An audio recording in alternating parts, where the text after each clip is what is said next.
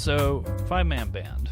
Had you heard of it before when we talked about this off there? Like, had you heard about it before? Or like, I've been aware of the principle, just I wasn't sure. I wasn't aware it had been, like, given a name. Like, yeah. I didn't know it was, like, a studied thing. Yeah, and I'm assuming that's the name I've come across everywhere. Maybe, I'm not sure, maybe there is another name for it or a more official name, but that is the name that everywhere I've gone and seen and read about.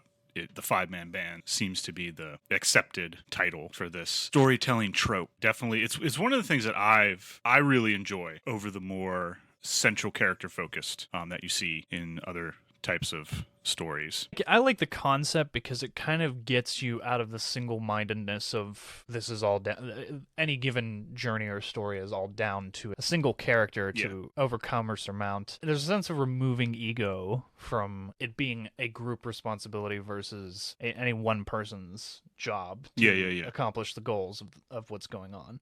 Yeah. I think definitely too it allows for, if you have like a bigger cast of characters as well, it really helps for like an ensemble story, especially in certain genres. If you've got like a bigger scope, I think this really helps put more meat on the bone, so to speak, for your narrative. And also more chance for an audience to connect to it, because if you have different personality types, people will associate differently with different characters. Yeah. So you're dealing with more spices in the mix.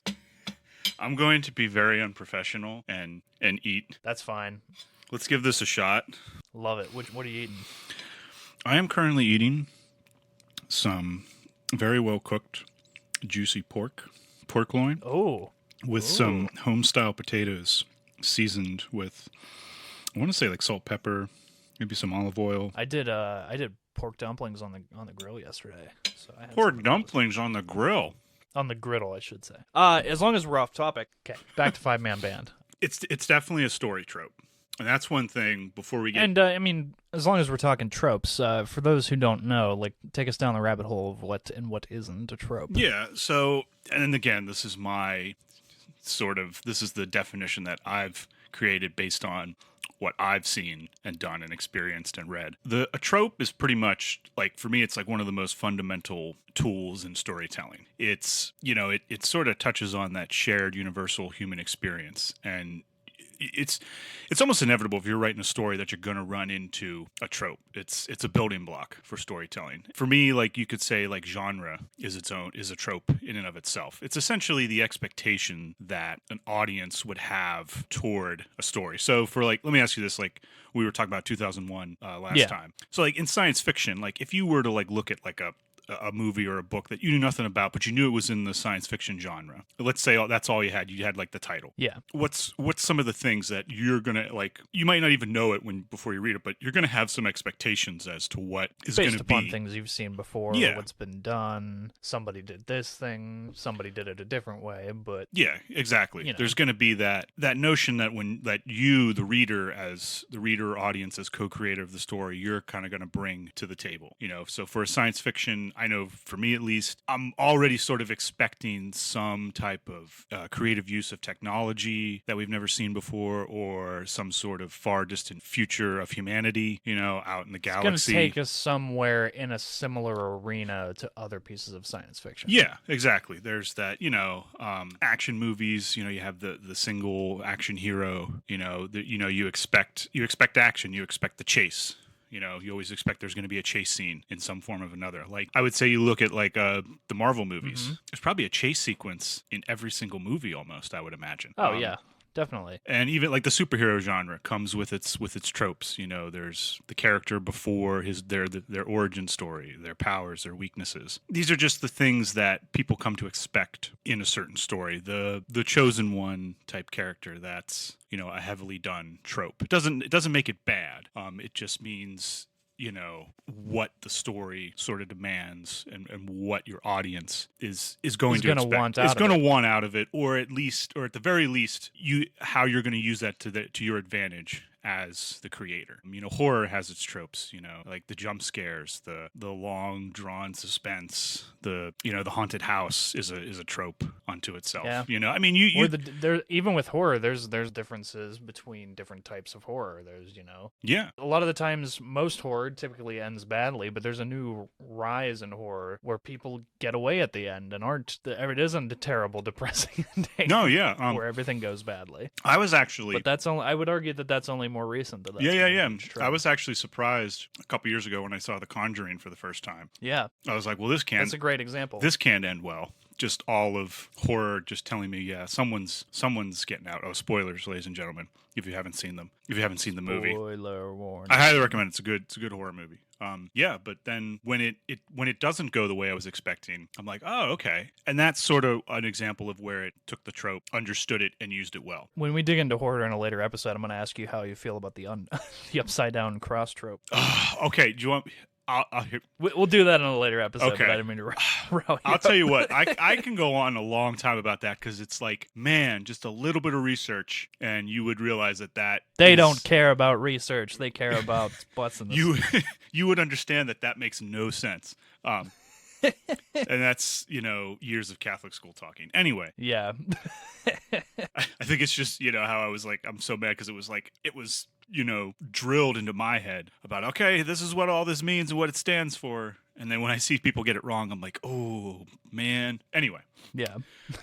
But yeah, tropes are pretty much, they're just unavoidable. They are the tools and the expectations that come with certain genres, certain just forms of storytelling. Even like the structure, like the hero's journey, when you're studying like storytelling. The hero's journey is a good coupling to this, I think, because it dovetails in interesting ways. Yeah. Like you have the protagonist. They meet a certain character that sets them on their way. They enter a new world. They confront, the challenges all along the way. They meet the final challenge, and then, they come back. There's the resolution. I think actually for a lot of like the best examples of five-man band, I think also apply to the hero's journey.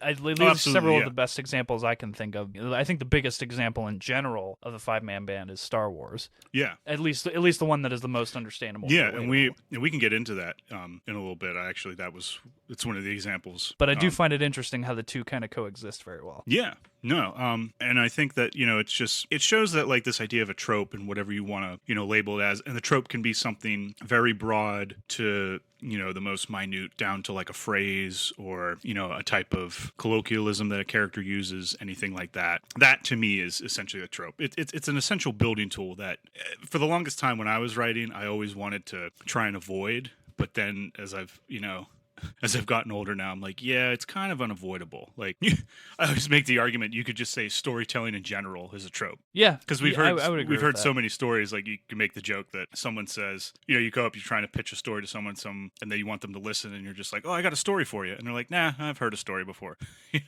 So there's always that sense that it's going to be there because I think the tropes are touching on something universal and shared in terms of the human nature. They're kind of almost mythological in what they're touching on. Yeah. Philosophical. Now, where they can be a detriment to the story is if they become a cliche. And you always kind of hear these two terms like thrown back and forth a lot, tropes versus cliches. For me, the trope is the actual physical device tool that you're going to use as a creator in your story. Whereas the cliche to me is, again, this is how I break it down in my head. The cliche is the critique of the trope, and it's particularly a trope that's done poorly, be it, it's whether it's a plot device or someone using dialogue or a certain character that someone uses. It pretty much means that if someone says something's cliche, that's their way of critiquing it and saying that it lacks the originality or it doesn't bring anything new to that trope. It simply kind of takes something you've already seen tons of times, spits it back out with nothing new. It's basically a carbon copy. So it's more of the actual critique on the trope rather than the trope itself comparatively between the two. Because they get used a lot, and I always want to say, you always want to try and avoid cliches unless you're going to somehow... Almost every time you even hear them brought up, it's always in a negative light. It's like, oh, it's such a cliche. Yeah, it's such a cliche. And that to me is just, it's like I said, it's just a critique saying that, it didn't bring that fresh retelling to the audience. Yeah. Nothing new. it didn't justify its existence. Yeah. Which is a big thing that I think is big in a lot of storytelling, is you have to be able to justify what you're doing and why you're doing it. Yeah, exactly. And I think that there's a lot of stuff being generated now that doesn't quite hit that mark. I would agree with that. Pardon me, I'm still eating my dinner, ladies and gentlemen. The pork is real. I think that's definitely, a big thing to consider when you're working on any piece of artwork, but specifically storytelling is, okay, it's really hard to be 100% completely original in your story. There's always going to be parallels to other things. It's borderline impossible anymore to be 100% original. I would almost say it is impossible. Even some of the best stuff being made right now can be equated to something else. Oh, yeah. There's always that. And we talked going back to our previous episode of 2001, like the influences of Kubrick. Yeah. And those kind of where like tropes start to come from. And he got his influences from somewhere else, and back and back and back you go. Yeah. So, yeah, it's more of knowing the tropes, knowing how they work, what people expect of them, and then it's how like to twist it and make something. It's fresh. Like, how do I give this my own voice, my own style? And that's where you essentially can start to avoid the cliches. And sometimes you can use cliches for great effect, or make fun of them. A lot of parodies will do this. They'll play on the cliches of more serious movies, like action movies that constantly use the same thing, but are trying to take it seriously. And then a parody will come along and just point out all the cliches. Young Frankenstein, one of the best ones. Oh, absolutely, yes. Oh my God, yes. Just completely spins the whole concept on its head. Absolutely. Oh, yeah. Let's recommend that if you guys have never seen Young Frankenstein. It's one of the few comedies that is timeless, in my opinion. I agree, and it's in black and white. I will warn everyone. I know sometimes I don't know. I don't understand anybody being put off by black and white. I still run into some people who, when I say it's in black and white, some of them won't say it. How do you just go outwardly? Yeah, but some of them won't actually outwardly have an expression. But I can tell. I can see the wheels turning, and they're like, "Oh, it's in black and white." It's like that meme of the lady with the math going in front of her head. Like, do I want to watch it? But yeah, no, I think it, and there's a reason I believe that he chose it to be in black and white, because it was playing. Oh, yeah. It was playing off of all the old, Universal classic monster horror movies from the 30s and 40s. Which also, if you haven't seen, are all fantastic. Yes, we can if do. You have even a remote interest in horror, that's your bedrock. Future episode right there. Little Chekhov's gun moment for you. One particular trope, though, I want to focus on today is the 5-man band, which we touched on a little bit there before with Star Wars, and it's basically a broad trope that I've found it comes. I don't know if was essentially created in like Eastern storytelling tradition, like Chinese tradition, but it's definitely prevalent. Yes, it's definitely more prevalent there. I didn't do enough to know.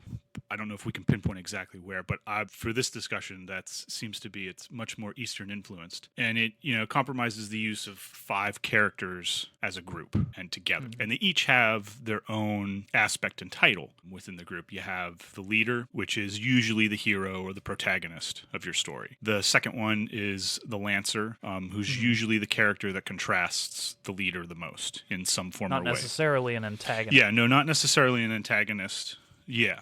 They don't always have to be the villain, but that's, again, there's something that you could play off of. That'd be an interesting thing, when we're talking about back to the whole cliche discussion. Maybe the Lancer is the villain, and that would be an interesting challenge, because usually, you can't have the villain and the leader too often together depending on the story you're telling. But yeah, it doesn't always have to be the villain of the story. It's just someone who ideally is almost the opposite of the leader character. And then you have the brain, or the smart guy, I've heard thrown around. This is essentially, your tech or your problem-solving sort of computer whiz. The guy in the chair. The guy in the chair, absolutely. And so anytime there's like a problem, be it like scientific or something that needs like thought through, they're kind of there, building like technology for them. I always want to say, this follows in the 5-man band, but like Q from the James Bond. Like that's a great example. If you were to like turn that into a 5-man band sort of trope, I would say Q would be the brain of that scenario. And then after that, you have the muscle, or the big guy, and this is essentially someone who's the brute strength and force of the group. They're the Going through this breakdown, I can't help but think Mac's breakdown and It's Always Sunny.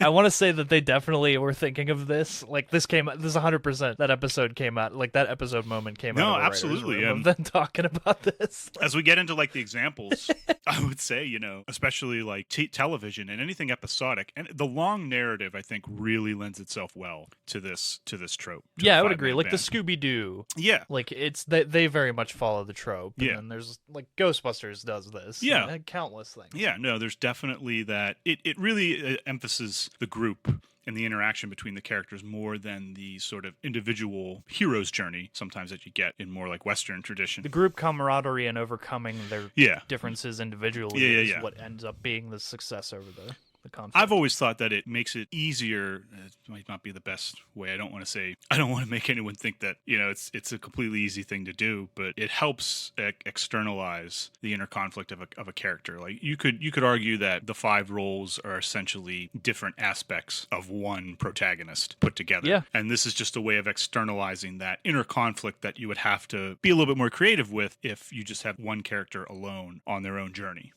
That's a good way of looking at it. I like that. So it helps with the dialogue and gives like a reason to sort of have it. That's just my way of looking at it. Everything is unofficial here too. Just let me asterisk that. No, I mean, this is just this is my grain of salt. Our take. Our take on this. And I think that goes to say with everything that we put forward here. It's like these are kind of all hot takes. Yeah.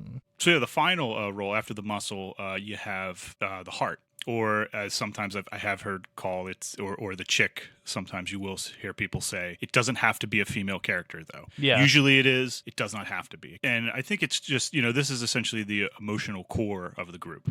Is this person? Yeah. A huge role in the process. But like I said, I think originally it was always known as the chick, but now it's the more appropriate term is the heart when you're using it, which I think works too if you're trying to like get into the to understand what the character represents. I particularly go with the titles leader, lancer, brain, muscle, heart, just because it pretty much tells you like what. I think that's a clear breakdown of each. I think. Yeah, it pretty much tells you what each character's sort of the trope that they're representing. Yeah, and it's just a style of storytelling just emphasizes, character over plot, I think. It's very broad, but it really wants to explore sort of the community aspect of a story and how certain characters come together, overcome their differences, depending on what's going on in the world. And I think it, like one of the things I wanted to bring up, if you look at like Aristotle's Poetics, which is something we could do a whole nother episode on, like for his thing, he always said the top 2 poetics that he put at the top of the list was plot or action and then character. And, I think that sort of emphasizes the ongoing battle that you have in storytelling is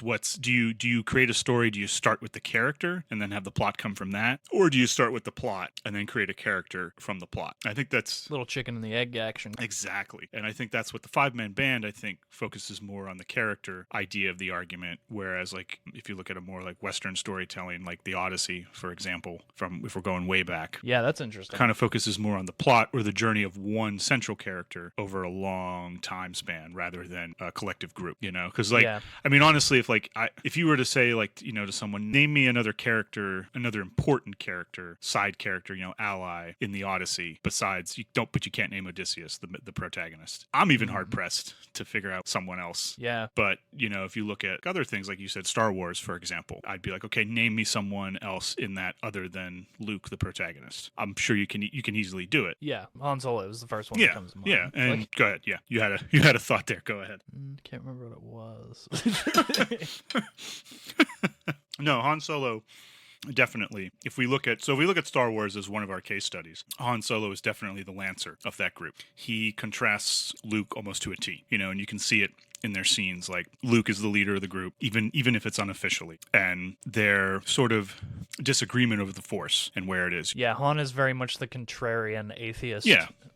Of the religion. He's the rebel. He's the he kind of looks more out for himself, at least if we're talking the original movie of Star Wars, and I would say is more pragmatic, in his approach. He's a man of he's a man of the proverbial world. Yeah, and then going down the list, the brain, I would argue, would be, and you can have more than one person fit into, and it doesn't have to be 5. That is something I didn't mention before. I've seen people use 7 characters. I've seen people use. I was gonna say it's kind of like what are they bringing the brain about? Because you can very easily justify that Obi-Wan is the brain as far as their force is regarded. Yeah. You could argue that Obi-Wan is the brain as well. I usually will put like C-3PO and R2-D2 because they just fit it in terms of like the tech time, the sort of tech savvy of the group. Yeah. Anytime they run into a scenario where something needs translated or a computer needs hacked, the two of them balance each other out and make for great character and comedy. Yeah. In the Star Wars series, they're also one of the more recognizable images from Star Wars, which is what's kind of interesting because it is a science fiction genre. So having the brain be one of the most visual pieces of character design in that is, I think, pretty interesting. Yeah, and I think too what's interesting about using this trope, using the 5-man band, is one advantage it has over the other version, the singular character, is if any one of these characters is harmed or is killed in the story, it's an emotional toll on the audience. It's the same that you would get if the main character of a singular plot was killed off. Well, I think that's why, originally in Star Wars, specifically, if we're sticking with that example for a minute, they originally wanted to kill off Han, and that was the meaning behind the whole frozen and carbonite sequence. Yeah, I think so.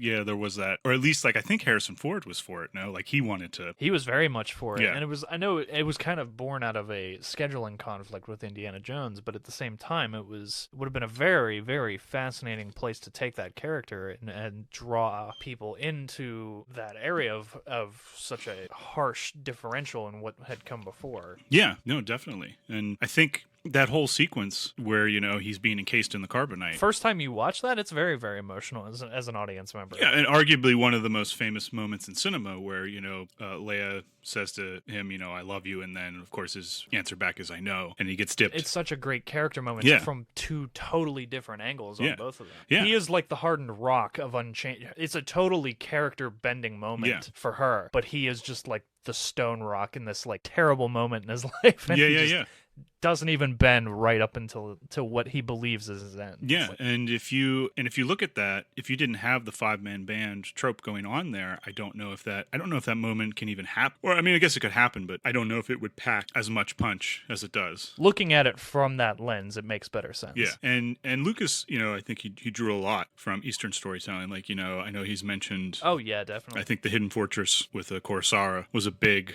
I mean, all you have to do is watch Throne of Blood, Rashomon. There's definite influence there. Yeah, it definitely has that Eastern storytelling to this kind of, and again, it's not like a perfect. There's always going to be some blending of the two, as all storytelling I would say should be. You want to make it your own, give it your own interpretation, your own stamp on it, because that's usually the big thing that's going to make the story better. Because again, as we discussed earlier, tropes are inevitable. So it's how do you take something that's old and give it a fresh take? How do you turn it new again? I think it only gets trickier and trickier as time goes on. No, definitely. So moving on. What was I? Yeah, so the next character, the muscle, I've always said was Chewbacca, because he's essentially the biggest of the group, and debatably Mac or Dennis, however you want to look at it.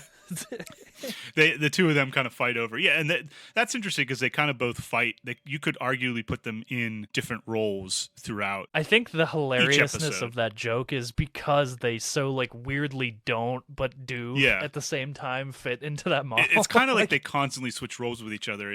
They're constantly they all think they're the leader. They all act as the lancer to someone else. Yeah. They all think they're the brains of the operation. They all think they're the muscle, and then they all think they have this emotional core. But I think that whether this is intentional or not, I think that's what makes the show so good, is because they're constantly flipping and changing it around, and it's just the dynamics can just spin on a dime, and then you never know what weirdness you're gonna get out of the show.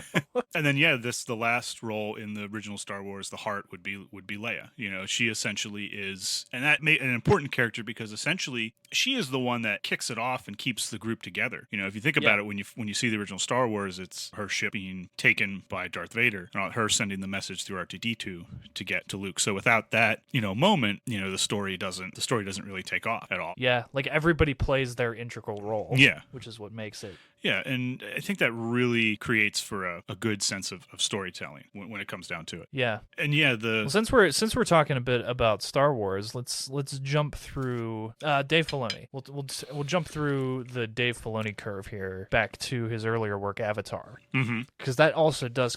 I think it's interesting that kind of follows the same kind of trope. Because I mean, he's had his toe dipped in Star Wars. Yeah, he's been a man of the Nickelodeon world. Yeah, and we are referring to Avatar: The Last Airbender. Just to remind, we are not referring to the Cameron film, not the James Cameron movie. We are referring to the Nickelodeon animated series. Yeah, no, that pretty much again. Even I mean, and that one doesn't in any way try to. I don't want to use it doesn't try to hide that it comes from an Eastern influence, and not that Star Wars was trying to hide it. I just think it really uses that forefront, a lot of the cultures and characters and like it harkens back a little more to its roots. Yeah, like animes that you see, because it heavily is built around an Eastern culture. Even like the language in it, in terms of like you'll see like written in like posters or something. It's written in like like kanji or Chinese vernacular. Yeah. So it definitely firmly sits in that anime, that Eastern story telling style. And then again, the 5-man band is there. It's not there though ready made from the beginning. They kind of like add to it as the series goes on, and that's one of the things I really love about. I personally, this is arguably one of my all-time favorite series ever. I still go back to it. Yeah. What I kind of love about Dave Filoni in general is he's kind of a concept, have your cake and eat it too kind of guy. So like one of his other big works of recent is The Mandalorian, and I kind of, when it was leading up, I was kind of like wondering how were they going to do this, because I know it was going to hinge off of a lot of the Clone Wars, Rebels kind of shows, a lot of that same kind of material. I'm like, well, they're all different kinds of writing structures, so how would you mix that together? And they kind of did both at the same time. It was both episodic and there were overarching themes that kept touching back in. And it was like, okay, they kind of did both at the same time, which is interesting. So like with Airbender, he did kind of both the 5-man band, but also a very central character at the same time. No, and I think that's a testament to how good it is, for me at least. You have the leader in Aang, the protagonist. You have the Lancer in the character Zuko, who in the beginning is essentially the villain, if you want, of the story, at least in the first season. Yeah. But I would be shocked if the creators, I think it was Brian Konietzko and Michael DiMartino. I could be getting the names wrong. Don't nobody get mad at me if I got that wrong. I would be shocked if they didn't approach this from the beginning with the idea of Zuko as the Lancer character. Oh, that's interesting. But it's almost like the 5-man band hasn't been formed yet. And usually, that's it's like it's not. I don't want to say new, but not been so heavily discussed or talked about. Yeah. As a trope in and of itself. Yeah. And when you look at Last Airbender, the series as it goes on, it takes almost the entire series for the entire band itself, that trope, to fully form and realize, which I think, if you've never seen the show, goes really well with the parallels of the main character's journey and his narrative. So I think that's what, just on every level, I think, I can't say enough about the series. I definitely say, if you haven't watched it before. Yeah, it's a good one. Definitely watch it. So yeah, Zuko as the Lancer. I do believe it's up on Netflix now too, so it's pretty easily accessible. Yeah, I think currently it is on Netflix. So yeah, definitely check it out. Yeah, you have Sokka as the brain. One thing that I really like, and I don't know, again, this could be in spoilers, is how they approach the character of the muscle in this story. She is essentially a 12-year-old blind girl is the muscle. She's arguably the strongest, the physical of all the characters. And I think that's really interesting, So here once again was this idea of trope and cliche. They understood the trope, but they brought something a little bit different to it to help it, give it a fresh take. Give it a little spice. Yeah, something new to it, rather than, I guarantee you, if you did that as a big character, a big muscly bound character, it might not have worked as well. It's been done, but it wouldn't necessarily be. Yeah, you would feel like steak again for dinner. Okay. type deal. Exactly. It's like, okay, this is different. I don't know. Yeah, and then the final role again, the heart, which is Katara, who is essentially works as, I want to say, the narrator, really, kind of like of the story. It starts with her, and she's the one that keeps really kind of pushing the story forward, similar to how Leia does in the original Star Wars, because she was the one that sent the message for help for Obi-Wan Kenobi. So you can see these parallels between how the five-man band works and how each character has their certain defined role within the group or what they represent, but that doesn't take away from their complexity and their depth. If anything, it stresses that all these characters need to be really thought out, and their dynamics between, because it's okay, you have to have a well thought out character, but especially in this trope, you have to know very, very well how these different types are going to clash and how they're going to intertwine, and the kinds of conflict and situation that are going to arise from that type of thing. Yeah. A lot of that stuff you have to have in mind in order to craft them well. No, absolutely. Definitely. I'm just taking... It's too good. I can't stop. It's too good. But anyway, yeah. And I was interested, to find out where this... One thing, too, that's I haven't touched on is there's always sort of usually... when the characters first meet, the leader and then maybe the brain, the muscle, the heart, the lancer, when they first meet, they always have some sort of fight. And by fight, I mean, it doesn't necessarily have to be like a physical, fisticuffs fight, but some sort of a disagreement. The leader gaining them as a companion later on only seems to happen through some sort of challenge that they ran into with each other in the beginning. If we look at like for Luke, he when they first meet Han Solo, essentially this is just a job for him. We can almost buy our own ship for that. Yeah, exactly. It's who's going to fly it, kid? What a piece of junk. Yeah. So there is that. They don't necessarily ever have that. Like from their very first interaction, they are already kind of like not cool with each other. Yeah. So they don't have that physical fight right out in the open, but their argument goes back and forth, and then it actually plays well at the climax of the film when Han Solo comes back to help with the attack on the Death Star. So that sort of finally revolves. It means everything in the world that he's doing something very out of character in a big way. Yeah, and that whole idea of the forming of the group as its own separate part in terms of the conflict of the story you're telling, I think is key too, because it allows for the creator to have those in-depth characters and spend more time. And can I also say that's why this is so important that Han shot first. It is so important because it shows that his character goes through a character change. He has an arc. He's a different man by the end of the movie. Definitely. And I never understood. I will die on that hill. Where did that come from?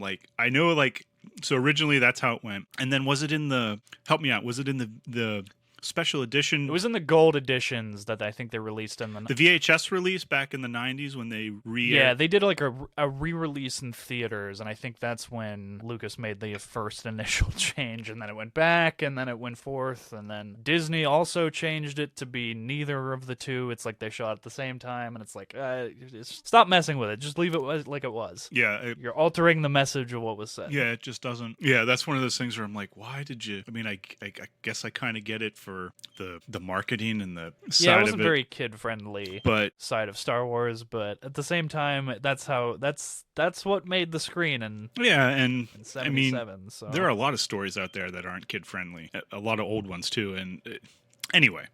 That is another topic. That's a whole thing. That's a whole other thing that we could get down in. But yeah, just real quick, the story, the five-man band itself, as far as I've found, I think originates or comes from Journey to the West, which is, considered one of the great classic Chinese novels. And it was published around the 16th century. And it follows, a set of 5 different characters. Yeah. There's Tripitaka, who's a monk, and then his first task of running into the character of Monkey. They fight, and then they become friends. There's Pigsy. There's Sandy, who's I believe a water spirit. I've never read Journey to the West. This is all just through finding it through the five-man band trope. Yeah. And then, of course, Tripitaka's horse.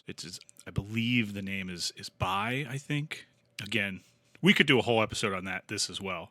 But I've never I would actually love to dig into that. Yeah, at some it's heavily a long series.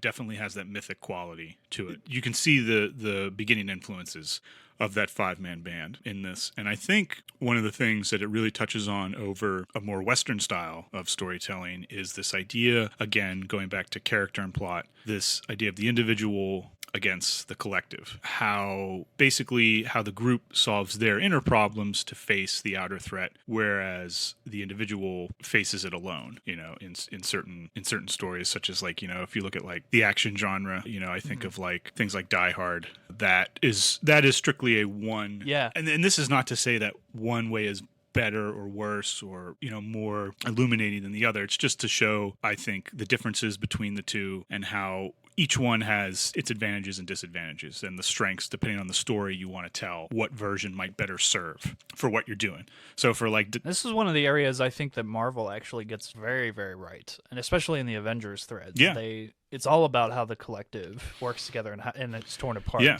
And, Thanos being the biggest thread, where that's the example. But yeah, and we can get into that. I was going to bring up Thor as an interesting comparison in how they did that. But I just think it emphasizes that difference of, you have the individual and then you have the group, and what, where do you go with it and what's more important, and how it influences our cultures and our religions and our philosophies too, if you look at like a Western tradition as opposed to an Eastern one. Yeah. So I think that's interesting. There's more in the five-man band. It sort of emphasizes that it's more about the internal struggle rather than necessarily about the external threat in the story. If you look at Die Hard, that is perfectly well suited in the more Western style tradition. Like, I don't think if you did that as a five-man band, I don't think it would hold up. I think it might not. It might be a little too slow. You certainly could try it, but given how it's set up and everything, I think that works flawlessly as a singular character on a journey. I would agree. Yeah. It's conducive to that. And you have the external threat of, Hans Gruber, and that sort of mirrors sort of the internal struggle that John McClane is having with, his wife, and how they're like, I don't think they're divorced in the movie, but I think they're separated, right? Yeah, they're on the verge of. Yeah. I've always found it interesting that is like the emotional core of what's Yeah. going on. And I also think it's interesting that that's one of the original examples of the villains being more organized than the protagonist. Yeah. I mean, it's just John McClane, and he's there he can't even convince the local PD to like that there's a situation for like the longest time. That is still one of the funniest moments for me, is when he tries to call on Don't that sound like I'm ordering a pizza. I still love that as like an incredible like line. And there's an idea of comedy coming organically. Yeah, and you don't want to wink at your audience, I don't think. Like, there are obviously situations, like, I think Mel Brooks does the winking at the audience comedy the best. Yeah. But that definitely fits within his style, and, like, too often I catch, like, recent stuff where the filmmakers are trying to wink at the audience in, like, a totally serious moment, and it's like, okay, that just didn't jive. Like, yeah. No, absolutely. Looking at it as the singular story, I think, like, the action genre works better in that style, Not to say, again, this is not to say that you can't do the other one in a five-man band trope or vice versa. Oh, no, you can do whatever you want. It's just what's proven to work time and time again. I think given that story, that lends itself better to having a singular protagonist. Whereas, I think genres that really lend themselves well to the five-man band is, the fantasy genre, and maybe even the sci-fi genre too, depending on what story you're telling. I mean, I don't know, what are your thoughts on that? Would you say, I just thought, when I thought of fantasy, I'm like, you usually have a bigger group of characters going on some sort of larger journey that takes a long time. Yeah. Well, what I've always found interesting is how much the lines bleed between sci-fi and fantasy. There's a lot, more so than any other two genres, I think. There's a lot of bleed over. Mm-hmm. Where, like, as Dune is, I think, one of the best examples of where it's kind of got a foot firmly on each side of that, and it's kind of both simultaneously. Yeah. Dark Crystal is another great example. Yes.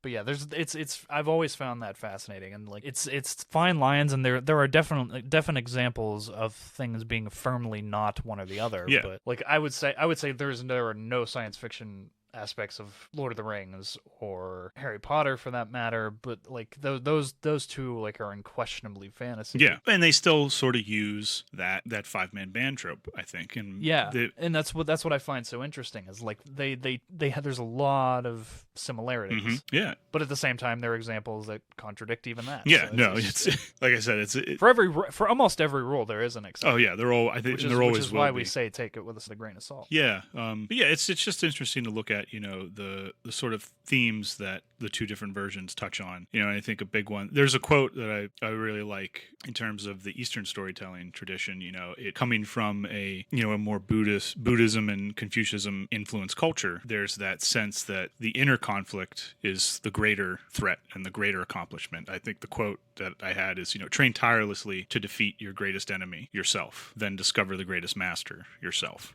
And that's essentially what the five-man band, I think. And again, you could take it back to what I was saying before. I like to argue sometimes that the five-man band is simply one character broken down into five different people. And it allows that conflict, that inner conflict, to be shown rather than told. It makes it a little bit easier in what you can get away with, but it's also harder because now you have to make sure that you've got more work put out for you. You've got more world building to do, which I think is why it serves fantasy and science fiction much better than other genres. Because you're already dealing in a world building you're dealing in a whole new different world than our own. So and if you look at that's a good way to look at it. And looking at like other examples in today, TV I think is heavily relies on. I mean, because we're getting into an arena where we want more out of TV shows. We want more seasons. We want a lot of people want the big long running series that they can commit to for a few years and have that thing to come back to and check out. Yeah. Like one that I think we mentioned it a couple episodes ago was like Lost essentially has that five-man band. Now you have a lot of more characters on there. But I think there was pretty much a core six of people, at least for several seasons, that kind of everything influxed out of one way or another. And I think you had Sawyer, you had Jack, you had Kate, Hurley, Charlie, and Claire. Or I think you could probably say Locke was probably more to the central group. But I mean, like those were kind of the main players. Yeah. And it was like you had all these contrasting philosophies and the big thing with that show was like where everybody had come from before. So it was like you're dealing with Jack kind of took up a leadership role because he was a doctor and he knew how to deal with all the immediate needs chaos of everything that was going on in terms of the crash. I mean, you can look at it certainly too in like comedy, like when you brought up Always Sunny in Philadelphia. I think that's what makes that so interesting, because like you have the five characters right there, but the unique point, like we mentioned, was I think each episode, no one, depending on usually there is, I would say, one character who the episode is more centered around, like one of my favorite episodes is when Charlie does the play The Night Man Cometh. I would say like that's a perfect example. That's more he's taken on the leader role there, but that's kind of what's interesting is like each episode characters can change what role they're going to be playing in this version, and honestly they could constantly keep changing it as that single episode is going on. So that's an interesting study of the five-man band, and they play it. Yeah, I've also found it kind of interesting how that baton's kind of been carried by a couple different comedy series. Yeah, like Community also kind of does this in an interesting way. I think you could argue that Scrubs does it to a degree. Yeah, no, Scrubs definitely. Probably not as ironclad, but it definitely follows that trope to a degree. And it never, it never has to be like I think of like Seinfeld does it. Yeah, that's a great example. Friends did it. It's never going to be absolutely perfect, but I think like for me is anytime when I look at the five-man band trope is even if you just approach it as like a tool, a very useful tool, like I use it as just even to create a story and sort of flush out what characters I want in the story, who they're going to be, sort of like almost like a template that you can use to decide. Yeah, it's definitely, it gives you a lot of runway in building. And then if like later on you decide, you know what, I think this is better, this story will serve better if I just focus on the one character, at least then you have like a well to draw from when you're writing the actual story then, because you've put in the work. Nothing's wasted when crafting. With the character. Yeah, absolutely. And it doesn't extend, I've really seen that this extends really well into like video games and board games, particularly like D&D. If you're looking to make, a big that's a really good D&D story. Like, this fits perfectly into D&D. Yeah, I mean, I would love to get, I'd love to have an interview with the creators of that and be like, was this something that ever crossed your mind? Yeah. With this, Well, we'll see if we can get them. We're working on it. Yeah, I mean, they had to have been heavily influenced by like Lord of the Rings, I would imagine. Which definitely there. Once again, there's that five-man band. I think Tolkien in general. Yeah, and whether or not it was a conscious effort, who knows? But I do think you can absolutely put again that group, that fellowship idea with that one, like definitely. Yeah. But yeah, it would be a huge thing for D&D, I think, as a way to like start a campaign. And Yeah, because I always struggle with character dynamics, and like, because a lot of times, like, I've written a few campaigns and people just want to go off and make random characters that don't. I sometimes like to pre-make characters and stuff because it makes it easier to build scenarios around. No, absolutely. And I think that's what's interesting about it is D&D. I always when you're trying to explain it to someone who's never played before, like, yeah, it's a game, but it's more the interactive story. Like, Yeah. it's more about telling the story. And everyone's always like, well, how do you play? Well, it's like, really any way you want. Yeah, like absolutely.